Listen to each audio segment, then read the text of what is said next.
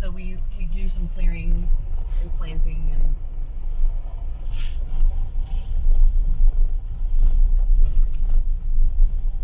And all of that's. Yes, sir. All Okay. of that entire. And we have additional rock formations. We have additional rock formations on the property as well, and they're all hikeable. If that makes sense. So I mean, Yeah. Not just for traversing in vehicles, but getting out, hiking up, climbing, seeing the views, and all of that. So this is Slick Rock right here. This is another separate rock formation, all part of the same uplift.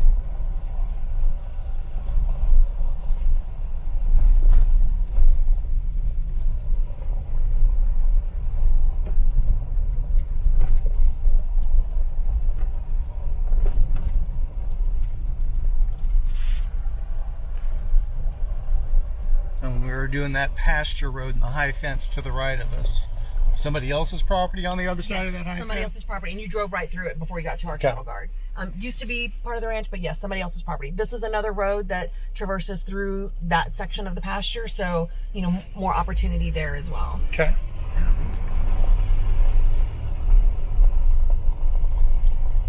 So the pasture has a road that goes entirely around it, almost fence line, but then we have interconnecting roads. We have creeks. The creeks after rain, I mean, this is solid. We always try to work these to make sure that we can get across them. That would probably be your, as far as hazards. Yes. Those would be, those little creek beds can get soft, but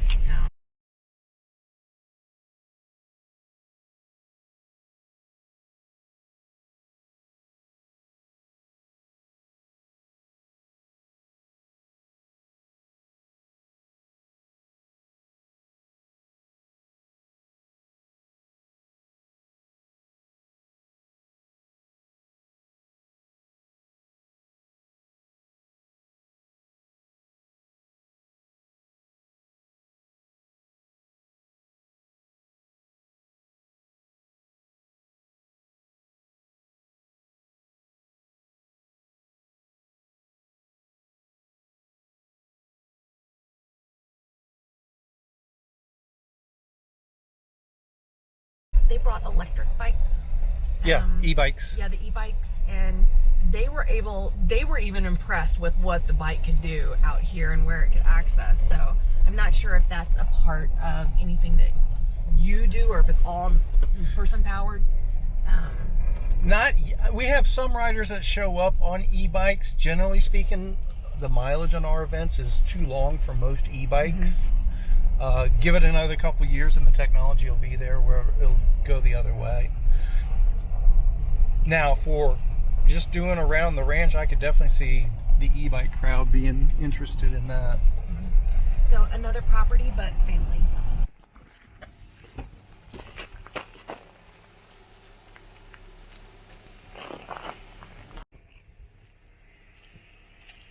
Is this video or just Video. audio too? Okay.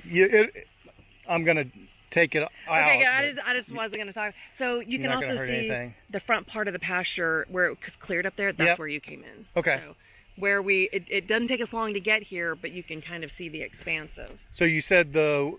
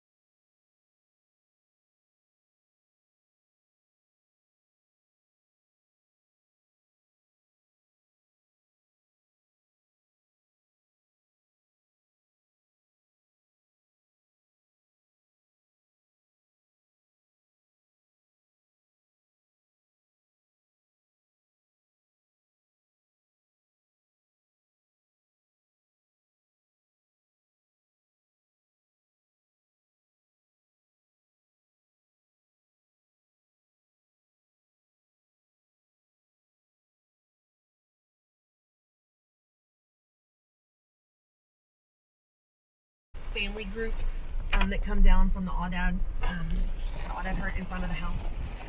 There's that bridge that goes over to the rock. We put corn out there. We've been doing that for 60 years since my grandpa built the house.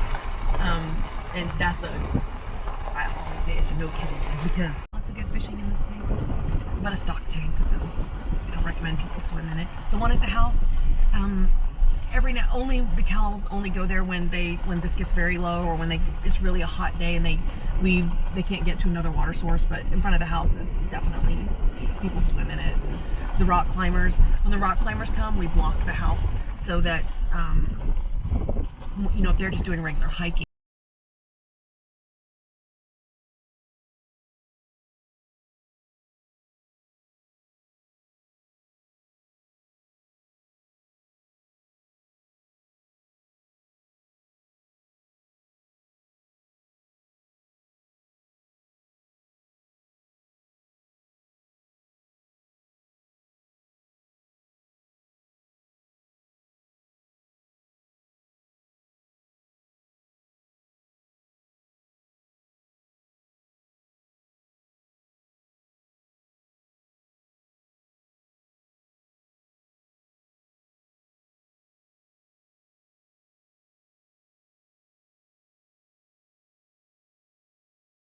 Backside.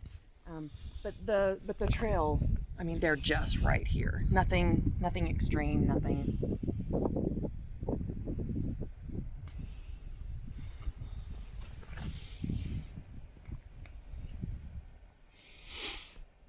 Does Sandy ever flow regularly outside of storm? Of this trickle?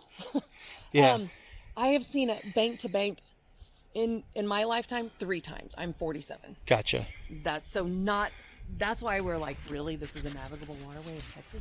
I'm about to say, I've been across it in different spots probably 30 times now, and I don't think I've ever seen much more than that. That's why it's called Big Sandy, because it always looks like this. Now, there's a lot of water underneath the sand, and we've had 8 inches of rain. Yeah. So now, this is the first week of December. So that's really incredible. That also makes for an amazing springtime because it's the fall rains that determine the bluebonnet crop. That gives us the wildflowers. And we always have wildflowers, but fall rain makes the springtime the most amazing time out here.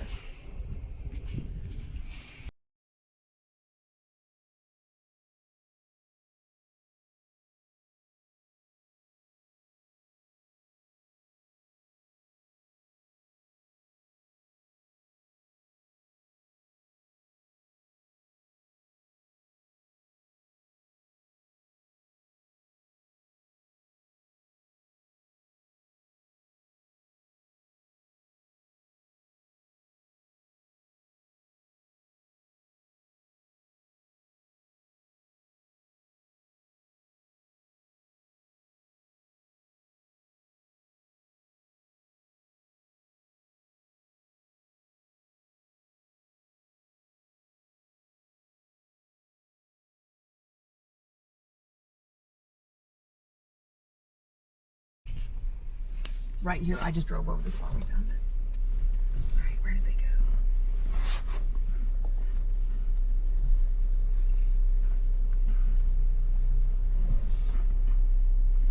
They can traverse these rocks like child's play. We'll come up to the top here, might be able to see them. It might be a little rough here for a second. Put it in low.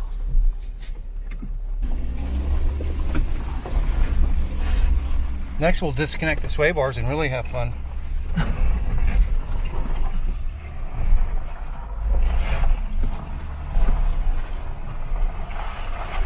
I'm not crossing Sandy, so that's the only time we'll have to use that. So we'll come out.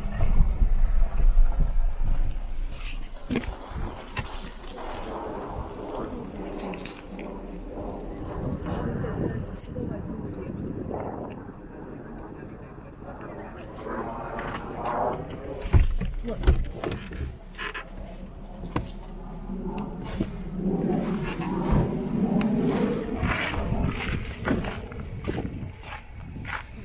Look up there. They're going left to right. Oh yeah, I see them up there.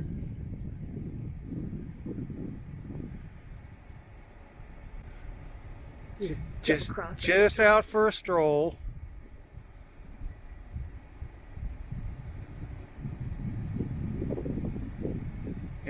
all the way to the top. So cool.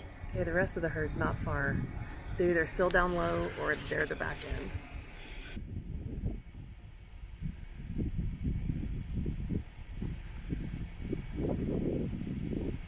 Just rustled them all up. Yep, those are the Spanish goats.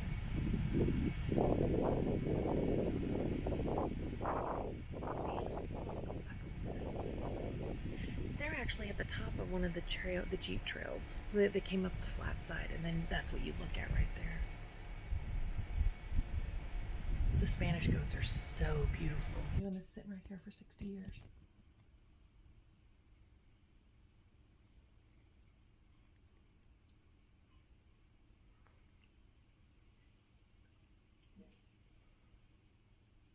Definitely a special little corner.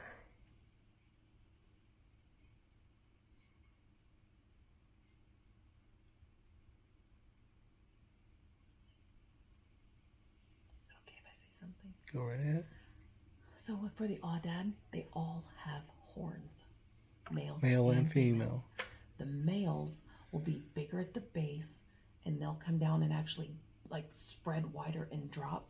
The females will come up and out, and the older they get, the more pronounced that is, but they never, you can all usually 99% of the time tell the difference between a male and a female.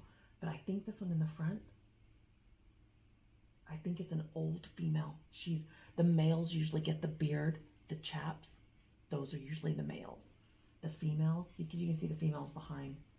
They don't have hardly anything, but that could be one. That could be a young male. I don't have my binoculars.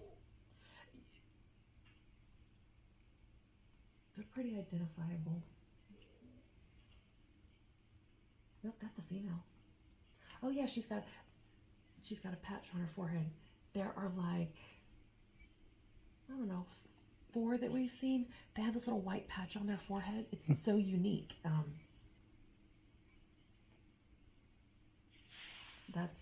Those are just like little female family, mom, like a mom or the matriarch and a couple of, one of those little ones might even be a young male. Oh, yep, it is. That one over there is a male. Which one? That one that's a little bit in front. It looks like a real young male. I think I have to wait till he comes back around.